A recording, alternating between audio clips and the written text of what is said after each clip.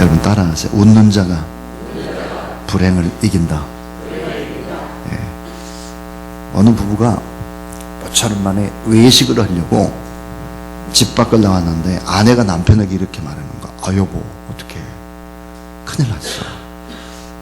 다리미 전기코드 빼지 않고 왔잖아.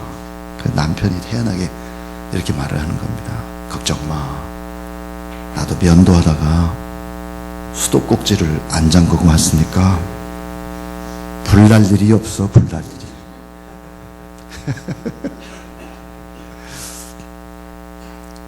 여러분 집에 뭐 문 제대로 잠갔냐 뭐 이런 거 너무 걱정하지 말고 오늘 좀 하나님의 말씀에 집중하는 그런 여러분 되길 바랍니다. 미국의 휴스턴에 가면은 휴스턴 제일교회라고 하는 교회가 있습니다. 어느 날 그 교회의 담임 목사님이 예배를 인도하다가 연세가 많은 백발의 할아버지를 불러내서 간증을 시키는 거예요. 그 백발의 할아버지가 단에 올라와서 간증을 했습니다. 간증의 내용이 이러한 내용이었습니다. 이 할아버지가 한창 젊었을 때 자기 아들과 또 그 아들의 친한 친구를 보트에 태우고 바다로 갔습니다. 그런데 갑자기 돌풍이 일어나는 거예요. 배가 산산조각이 났습니다. 정신을 차리고 보니까 구명조끼가 딱 하나밖에 없는 겁니다. 한쪽은 아들이 있었고 한쪽은 아들의 친구가 있었어요. 자, 고민에 빠졌습니다. 어떻게 할까? 이 구명조끼를 아들한테 주나 아들 친구한테 주나. 그러다가 이런 생각을 하게 된 것입니다. 내 아들은 이미 예수 그리스도를 믿고 구원받은 사람인데 이 아들의 친구는 아직도 구원을 받지 못했잖아. 그리고는 이런 생각이 들어서 자기 아들에게 이렇게 말했습니다. 아들아, 나는 너를 너무너무 사랑한다. 우리 천국에서 다시 만나자. 그리고 이 구명조끼를 그 아들의 친구에게 준 것입니다. 자, 구명조끼를 아들의 친구에게 던져주고 그 후에 아들 쪽을 바라보니까 아들이 이미 깊은 바다에 빠져버린 거예요. 가라앉고 있는 겁니다. 아버지는 자기 아들을 희생시키고 그 아들의 친구를 살려낸 것입니다. 그런데 그 다음 말이 성도들에게 엄청난 감동을 줬습니다. 그 간증의 다음 말은 이런 말이었습니다. 여러분, 그때 구조받은 아이가 바로 이 교회의 담임 목사님입니다. 그 교회의 목사님은 바로 친구를 희생시키고 이 아버지가 결국은 친구를 키운 거죠. 그래서 휴스턴 제일교회 담임 목사가 된 것입니다. 한번 생각해 보세요. 그 아버지의 마음이 어땠을까? 자기 아들을 희생시키고 친구를 구원해내고 그 친구를 계속 도우면서 목회자가 될 수 있도록 그 자리까지 희생을 했으니 그 목사님을 생각할 때마다 자기 아들을 생각하고 아들을 생각할 때마다 그 목사님을 자기 아들처럼 그렇게 생각을 했을 것입니다. 바로 이런 사건의 내용처럼 하나님은 우리를 너무너무 사랑합니다. 자기 아들을 희생시키고 여러분 한 사람 한 사람을 자녀로 건져내고 구원해냈다라고 하면 여러분 우리 한 사람 한 사람은 얼마나 귀할까요 하는 것입니다. 자, 하나밖에 없는 아들 예수 그리스도를 십자가에 내어주고 그 사랑으로 우리를 구했다면 우리가 얼마나 귀하고 귀할까. 우리가 좀 실수하고 넘어지고 자빠지고 그런다고 할지라도 얼마나 소중할까. 아들의 핏값을 주고 구원했으니 한 사람 한 사람이 얼마나 소중할까 하는 것입니다. 한순간도 눈을 떼지 않으실 하나님, 범사의 불꽃 같은 눈으로 우리를 살피실 하나님을 생각해 보세요.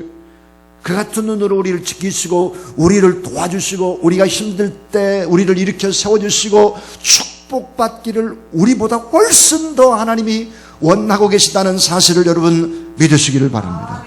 하나님이 여러분을 도와주실 것입니다. 굳세게 하실 것입니다.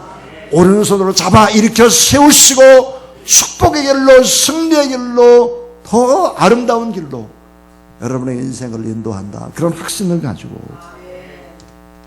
믿음의 거룩한 길을 걸어가는 여러분이 될 수 있기를 바랍니다. 오늘 저는 웃는 자가 불행을 이긴다라는 제목으로 성령의 9가지 열매 가운데 희락의 열매, 기쁨의 열매에 관한 이야기 하려고 합니다. 우리 주님이 누가복음 10장 21절에 보니까 성령으로 기뻐하사 그랬습니다. 누가복음 17장에 보면은 우리의 제자들도 성령으로 기뻐했다 그랬습니다. 여러분 안에 성령께서 주시는 이런 기쁨의 열매가 맺혀질 수 있기를 주님의 이름으로 축원합니다. 따라하세요. 구하라 그리하면 받으리니 너희 기쁨이 충만하리라. 희락의 영, 이 기쁨의 영이 우리 안에 임하게 되기를 주의 이름으로 축복합니다. 하나님의 나라는 기쁨의 나라예요. 하나님의 나라는 먹고 마시는 것이 아니라 성령 안에서 의와 평강과 희락이기 때문에 기쁨의 영 성령이 여러분의 입술만 가운데 임할 수 있기를 바랍니다. 월요일 날은 원래 웃는 날이래요. 화요일 날은 뭐예요 그럼? 네? 화사하게 웃어요. 내가 읽은 책에 보니까 화끈하게 웃는 날이라. 수요일은 수수하게 웃는 날이고요. 목요일은요 목이 터지도록 박장대소하는 날. 금요일은 자 금방 웃고 또 웃고 판대소하는 날. 토요일은 어때요? 토실토실 한바구음 웃는 날. 주일은 뭘까요? 주일은요 일어나자마자 웃고 또 웃는 날이에요.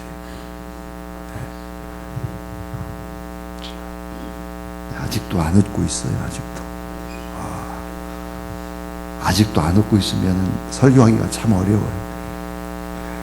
그래서 우리 저기 이호환 집사님은 지금 금식을 3주를 했는데도 여러분 웃고 있는데, 안 웃는 사람은 4주쯤 금식을 해야 될 것 같아요. 자, 따라서 항상 기뻐하라. 자, 데살로니가서 5장 18절, 이게 하나님의 뜻이라는 거예요. 항상 기뻐하는 게. 빌립보 1장 18절 보니까 내가 기뻐하고 또한 기뻐하리라 그랬고, 와, 놀라운 얘기가 있어요.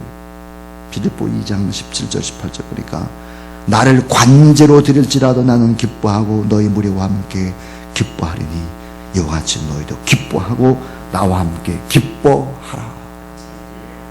로마의 사형수 바울이 얘기한 거예요. 이게 여러분 빌립보서가 뭡니까? 별명이 희락의 복음이에요. 일이 잘 될 때가 아니에요. 지금 환경이 감옥입니다. 사형수예요. 곧 죽어요. 뻔히 알고 있습니다. 기뻐한다는 말이에요.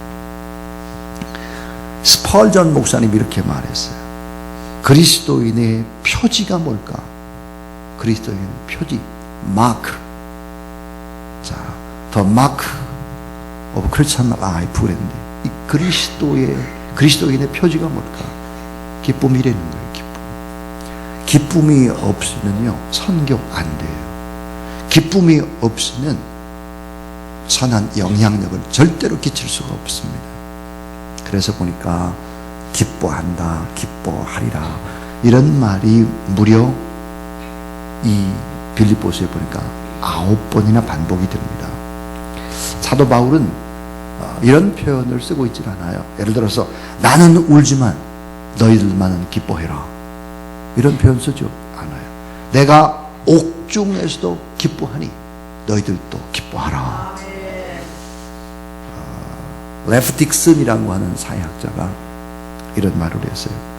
오늘 우리가 살아가는 시대의 고통을 이렇게 역설을 했습니다. 한번 잘 돌아보십시오, 여러분요. 어떻게 이런 상황 속에서 우리가 기뻐할 수 있겠나?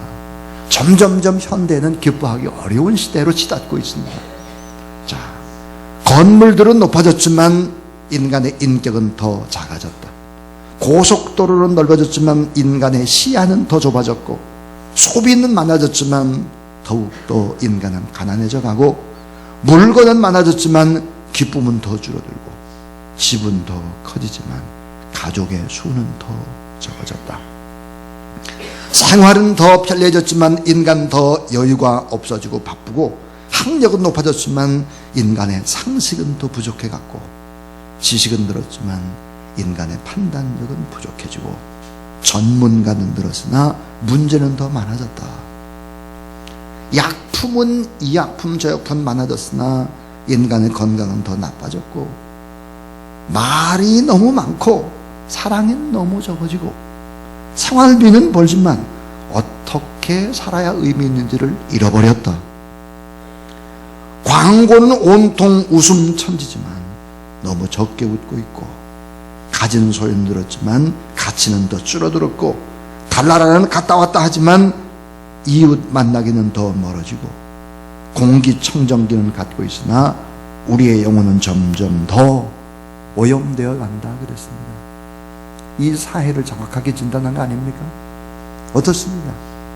웃고 기뻐하고 즐거워하고 이런 것이 점점 어려워지는 시대죠. 근데 성경은 어때요? 희락의 열매, 이 기쁨의 열매를 맺으라, 그렇게 얘기를 하고 있습니다. 그렇다면 우리가 기쁨의 열매를 어떻게 맺을 수 있을까 하는 거예요. 성경적인 기쁨은 무엇일까 하는 것입니다. 이것을 이해하면 참 귀한 은혜일 것 같아요. 자, 첫 번째입니다. 자, 우리가 어떻게 기뻐할 수 있을까? 그 첫 번째는 따라하세요.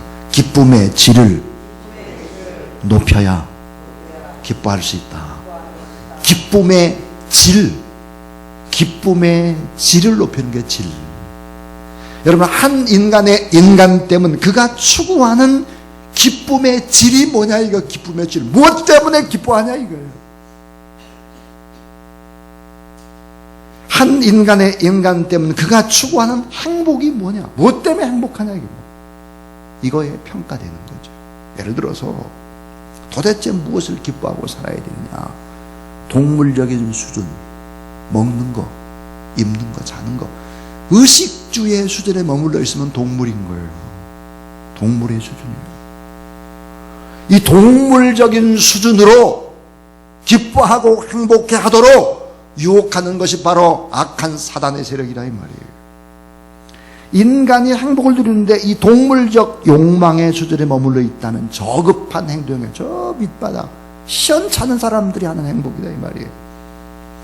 좀 세상적 가치관과 다른 기쁨이 있어야 된다. 예수님이 그렇게 말씀하셨어요. 따라하세요. 내 기쁨을 너에게 주노니 세상에 주는 기쁨과 다르다. 여러분, 우리가 누리는 기쁨, 우리가 누리는 행복은 세상 사람들과 수준이 달라야 된다 이 말이에요. 뭐 잘 먹어가지고 기뻐하고, 좀 뭐 집이 평수가 넓어도 기뻐하고, 좀 좋은 차 탄다고 기뻐하고, 이런 수준으로 기뻐해서는 기뻐 못하는 거예요. 이건 마귀의 세력이 그렇게 몰고 가는 거예요. 이 상대적으로 서로 비교해가지고 늘 언제나 상대적인 박탈감 때문에 고민하죠. 이런 수준으로 안 된다는 거예요. 교회가 자꾸 이런 수준으로 가요. 이런 수준으로. 교회가 더 크면 행복합니까? 천만의 말씀이에요. 얼마나 창피스럽습니까? 어제 여러분 9시 뉴스 봤습니까? 여의도 순복음교회 조영규 목사님 그 아들 법정에 가고 막 정말 망신스럽습니다. 망신스럽습니다. 여러분, 세상이 주는 기쁨의 수준과 다른 기쁨의 수준을 가져야 된다. 세상 주는 기쁨, 즐거움, 이 부러움의 대상이 되고 싶은 욕구가 있는데, 마음이 여러분 세속적으로 끌려간다면 그건 비참해지기 시작하는 것이다. 뭐 크고 화려한 데서 여러분 뭐 의미를 찾고 행복을 찾는 어리석은 수준으로 그렇게 우리는 살아갈 수는 없다는 거예요. 그래서 빌립보 3장 1절에 보니까 정말로 나의 형제들아, 따라하시오. 주 안에서 기뻐하라. 아주 중요한 말이에요. 정말로 마지막으로 내가 너에게 부탁한다. 주 안에서 기뻐하라. 여러분, 주 안에서 기뻐하라. 이건 아주 대단히 중요한 의미를 가지고 있습니다. 여러분, 주 안에서 기뻐하라 이 말은 상대적인 기쁨이 아니라 절대적인 기쁨을 의미하는 거예요. 자, 여러분, 주 안에서, 이 엔크리스토라고 하는 이 주 안에서, 이건 바로 철학과 기독교를 구분짓는 겁니다. 자, 여러분, 이 기쁨은요, 기쁨은 픽션이 아니에요.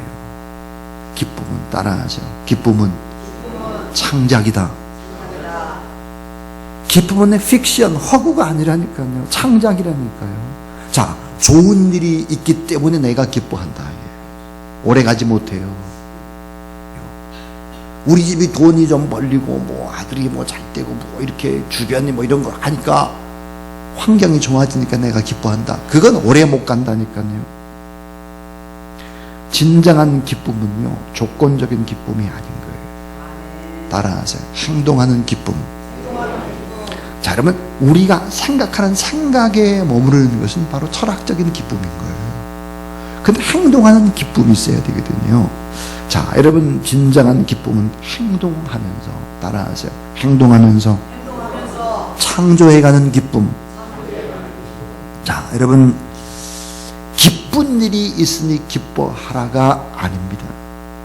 성경이 말하는 기쁨, 성경이 말하는 감사, 성경이 말하는 축복은 어때요? 따라하세요. 기뻐하라. 그러면 기쁜 일이 창조된다. 이거예요. 이 진리를 알아야 돼요.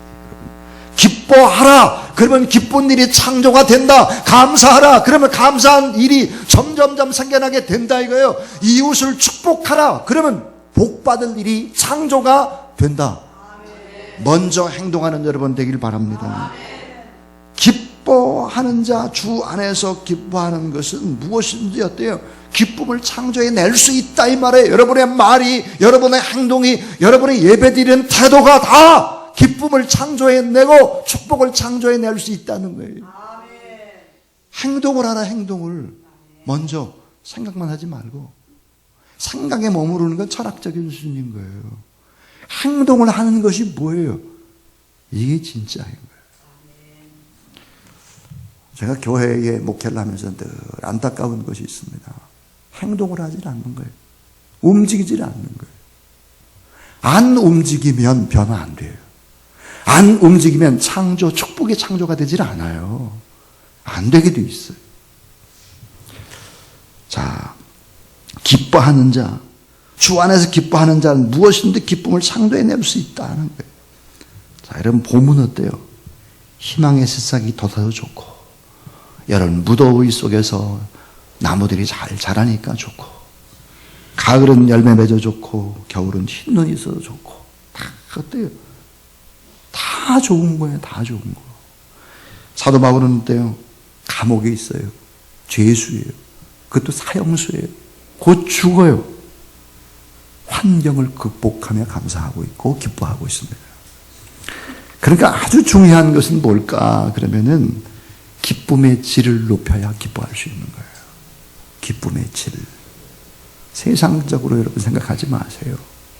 오히려 돈이 없어도 돈 없는 사람이 참 부러워할 만큼 살아가는 진정한 가난 속에서 부유함을 누리고 자족하고 만족을 누리는 그런 여러분 되길 바랍니다. 기쁨의 질을 높여야 되는 거예요. 기쁨의 질. 82세 된 노인이 어느 날 45세 된 아들과 거실에 이제 마주 앉았어요. 그때 마침 까마귀 한 마리가 창가에 나무 위로 날아와 앉았어요. 그것을 보고 노인이 아들에게 물었습니다. 야, 저게 뭐야? 아들이 다정하게, 아버지 저건 까마귀예요. 근데 아버지가 조금 후에 또 묻는 거야. 야, 저게 뭐냐? 까마귀예요, 아버지. 근데 이 아버지가 조금 뒤에 또 묻는 거예요. 야, 저게 뭐야? 세 번째 똑같은 질문하자, 이 아들이 45살 먹은 아들이 짜증이 나기 시작하는 거예요. 큰 소리로, 아버지 저거는 까마귀라니까. 그리고 끝에가 올라갔어. 조금. 그 아버지가 또 묻는 거예요. 이번엔 화가 나가지고 아들이 큰 소리로 아버지 까마귀예요 까마귀. 아니 이해 안 돼서 왜 자꾸 반복해서 묻고 그래요. 치매 걸렸어요? 그때 아버지가 갑자기 방에 들어가서 다 때묻고 찢어진 일기장을 긁어 나왔어요. 그리고는 그 일기장을 펴서 아들에게 주면서 읽어보라고 한 거예요. 아들이 일기장을 펴보니까 자기가 3살 때 있었던 일을 아버지가 일기로 썼어요. 그 일기의 내용은 다른 것 같아요. 오늘은 까마귀 한 마리가 창가에 날아와 앉았다. 어린 아들은 저게 뭐야? 하고 내게 물었다. 나는 까마귀라고 대답을 해주었다. 그런데 아들은 연거푸 23번이나 똑같이 물었다. 아빠 저게 뭐야? 그러나 나는 귀여운 아들을 안아주며 끝까지 다정하게 대답을 해주었다. 까마귀야? 나는 아들에게 사랑을 준다는 게 너무너무 기뻤다.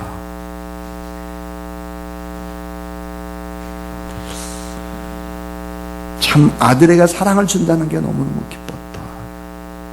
여러분, 기쁨의 질을 높여야 되는 거죠.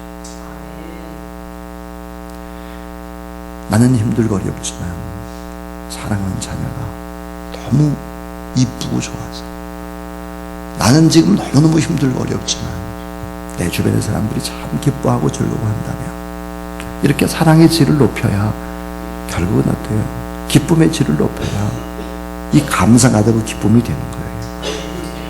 두 번째예요. 두 번째는 따라서 구체적인 기쁨의 이유를 알라. 자, 구체적인 기쁨의 이유를 알아야 돼요. 자, 기쁨을 철학적으로 생각을 해보면 한 가지로 이렇게 정해 볼 수 있어요. 자, 1차원적인 기쁨이에요. 1차원적인 기쁨이 뭘까? 이건 어때요? 욕구 충족에서 오는 기쁨이에요. 1차원이 먹고 입고 자고 하는 수준이에요. 그 다음에 2차원적인 기쁨이 있는데 바로 지적인 기쁨이죠. 깨닫는 거예요. 아, 이렇게 됐구나. 깨닫는 거. 이치를 깨닫는 거죠. 그리고 어때요? 무릎을 탁 치면서 아, 이랬구나. 깨닫는 거죠. 이게 2차원적인 기쁨이에요. 근데 3차원적인 기쁨이 있습니다. 철학적으로 보면 이게 뭘까요? 선행에서 오는 기쁨, 선행. 사회적, 도덕적인 기쁨이야. 좋은 일을 하고 다른 사람에게 뭔가 베풀세, 그때 내게 오는 기쁨이 바로 이제 선행에서 오는 기쁨인데, 이게 3차원이라고요. 근데 4차원적인 기쁨이 있습니다. 이게 뭐예요? 영적인 기쁨인 거예요. 이 4차원이 뭐야? 신비로운 기쁨이야. 뭐예요? 소망 중에 기뻐하고 주님만에서 기뻐하고 잘 될 것을 믿기 때문에 기뻐하는 거예요. 이게 4차원적인 기쁨인데, 여러분 1차원에 머무르고 있는 세상 사람들이 어떻게 4차원에 있는 사람들을 알겠어? 모르는 거예요. 그럼 여러분 구체적으로 이 4차원적인 영적인 그런 기쁨이 뭘까 하는 거예요. 오늘 핵심은 바로 영적인 기쁨이 뭘까? 이미 다 알고 있어요, 여러분이. 영적인 기쁨. 자, 하나가 뭘까요? 제사함 받고 내가 하나님의 자녀가 됐다는 거예요. 믿으시기 바랍니다. 내 영혼이 은총 입어 중한죄짐 벗고 보니 슬픔 많은 이 세상도 기쁨으로 화하도다 그랬어요. 하나님의 자녀가 되는 기쁨, 구원받은 기쁨. 이 구원이라는 프로그램 속에는 구원만 있는 게 아니라 플러스 알파가 있거든요. 이게 따라하세요. 주님이 나와 동행하는 기쁨. 주 안에서, 성령 안에서 하나님이 살아계시고 내 곁에 계시다 이 말이에요. 누가 우리를 그리스도의 사랑에서 끊으리요 그랬어요. 여러분 곁에 주님이 동행하고 계심을 믿으시기 바랍니다. 또 하나는 약속된, 보장된 미래가 있어요. 약속된 미래, 보장된 미래, 합력해서 선을 이루시는 놀라운 축복이 기다리고 있음을 믿으시기 바랍니다. 따라하세요. 이겨놓고 싸우는 경기. 아, 이겨놓고 싸우는 경기예요. 틀림없이 잘 됩니다. 합력해서 선이 됩니다. 지금보다 더 행복합니다. 그게 성경이거든요. 자, 심지어 우리가 죽어도 더 좋은 곳에 가는 보장을 받은 사람들이에요. 하나님의 나라에 대한 약속, 잘 될 최종의 목적지가, 고향이 이미 정해진 사람들이거든요. 또 하나 여러분 놀라운 사실은 교회를 위해서 우리가 수고하고 복음을 위해서 수고하고 이렇게 할 때 헌신의 기쁨이 뭔지를 아는 사람, 헌신의 기쁨. 여러분 봉사와 섬김의 자리는 특권 중에 특권인 거예요. 이런 것들이 영적인 놀라운 신비로움이거든요. 구체적인 기쁨의 이유를 알아야 되는 거예요. 여러분 부자가 됐다라고 하면 그만큼 책임감이 있어야 되는 거예요. 여러분 자본주의 사회 속에서 부자가 됐다고 하는 것은 많은 사람을 희생시킨 결과물인 것입니다. 내가 부자라고 해서 그게 하나님 앞에 떳떳한 게 결코 아니에요. 여러분이 만약에 건강하다 그러면 그 건강에는 책임이 뒤따르는 거예요. 더 약한 사람을 위해 돕고 일하고, 이런 구체적인 기쁨의 이유를 무엇인지 우리가 알아야 된다 하는 것입니다. 그 다음에 이제 마지막 세 번째입니다. 따라하세요. 긍정의 생각으로 감사하며 기쁨으로 기도할 때 성령이 임합니다. 자, 긍정의 생각으로 감사하고요, 기쁨으로 기도할 때 성령이 임하는 거예요. 자, 여기 이제 원리 하나만 얘기하고 마치려고 그래요. 여러분 생각하다, 이 생각하다가 영어로 여러분 잘 아는 대로 think잖아요, think. 근데 감사하다, 땡큐 할 때 땡크 그런데 이게 생각하다 감사하다가 어원이 같습니다. 자, 생각하다 감사하다가 어원이 같은데 헬라어를 보게 되면은 감사라는 단어가 카라예요, 카라. 이 감사와 기쁨이라고 하는 단어, 유카리스티아라고 하는 기쁨이라는 단어, 감사와 기쁨이 헬라어로 오면 어원이 또 같습니다. 무슨 얘기냐 이거예요. 자, 여러분 염려와 근심의 생각이 아니라 우리가 언제나 긍정적인 기쁨의 이런 생각을 하게 되어지면 감사를 할 수밖에 없고, 이 감사를 하게 되면 어때요? 좋은 일들, 기쁨들이 계속해서 창조되어지는 거예요. 그래서 감사와 함께 기도가 짝을 이루고 기도와 함께 기뻐하게 되는 것이 바로 영적인 흐름이다 하는 거예요. 여러분 우리가 인생을 살아갈 때 여러 가지 시험 만날 수 있죠. 얼마나 많습니까? 어려움이 너무 많아요. 베드로전서 1장 6절에 보니까 너희가 이제 여러 가지 시험으로 인하여 잠깐 근심하게 되지 않을 수 없었으나 오히려 크게 기뻐하도다. 여러 가지 시험을 만났는데 오히려 기뻐한다는 거예요. 또 하나 핍박을 받을 수 있다는 거예요. 오늘 마태복음 5장 10절부터 12절에 그렇게 의를 위해 핍박을 받는 자는 복이 있나니 천국이 저희 것이며, 그래 핍박받을 수 있다 하는 거죠. 그런데 여러분 마지막 결론으로 꼭 아셔야 될 것이 있어요. 정말 진정한 기쁨, 진정한 행복이라는 것은 언제나 짝이 있어요. 짝.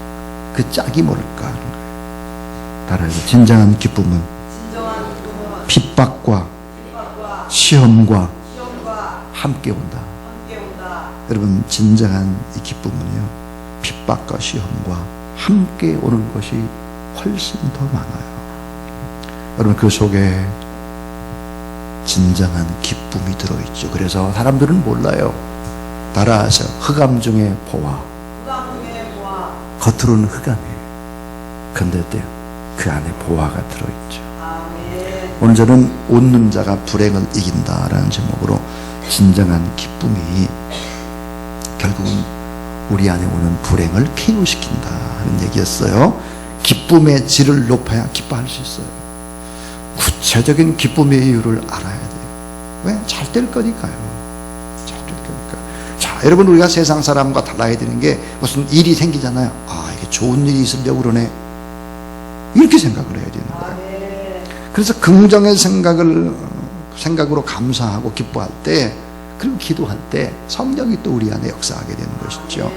근데 진정한 기쁨은 때로는 환난이나 핍박이나 시험의 겉포장에 쌓여가지고 오는 경우들이 많다 하는 거예요. 기쁨은 뭘까요? 발동기와 같은 거예요. 리차드 포스터라는 유명한 영성신학가가 기쁨은 발동기와 같다. 기쁨이 바로 에너지다 그랬습니다. 사랑하는 여러분, 오늘도 참 기쁨으로 주님을 바라보고 주 앞에 거룩한 믿음의 길을 걸어가는 그런 여러분 될 수 있기를 주님의 이름으로 축원합니다.